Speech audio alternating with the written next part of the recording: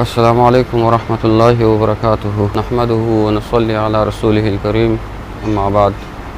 قدرمنو دوستانو، مسلمانانو وروڼو، د نن سبا ماحول او د علاقو د ماحول د وجې نه د ډېرو خلکو دا پریشاني وي، د ډېرو مسلمانانو وروڼو دا پریشاني وي چې د هغو اولاد چې دی د هغه تربیت سم نه کېږي او اولاد چې دی هغه خرابېږي ذهني طور او اصلاح یې نه کېږي. نو د هغه مسلمانانو دپاره نن ستاسو سره یو ډېره بهترینه وظیفه، قرآني وظیفه درته ښیم چې ډېره مجربه وظیفه ده.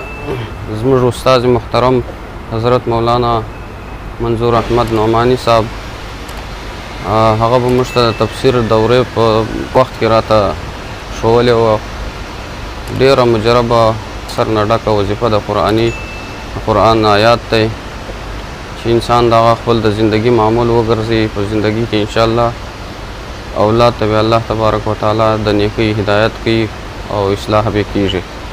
هغه دعا دا ده: بسم الله الرحمن الرحیم، ربنا هب لنا من ازواجنا وذریاتنا قرة اعین واجعلنا للمتقین اماما. دا دعا په سکرین باندې به انشاءالله تاسو ته معلومیږي. ربنا هب لنا من ازواجنا وذریاتنا قرة اعین واجعلنا للمتقین اماما. دا د قرآن آیات دی چې تاسې خپل د زندګي د هر لمانځه نه وروسته یا په هر ټیم باندې دا دعا خپل معمول وګرځوئ. د آیات کریمه انشاءالله چې الله تبارک وتعالی به ستاسو د بچیانو اصلاح کوي، ستاسو بچیان به ښه پرورش کېږي. او دا وخت چې دی دا وخت هر مسلمان پریشان وي د خپل د اولاد د اصلاح متعلق چې اولاد یې نه اصلاح کېږي د ماحول د وجې یا د نورو داسې د هره خوا نه د فتنو دور دی، د هره خوا فتنې دي.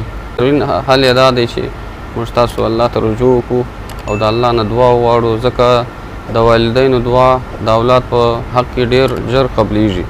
نو تاسې د دې دعا اهتمام وکړئ د خپل د اولاد د اصلاح دپاره.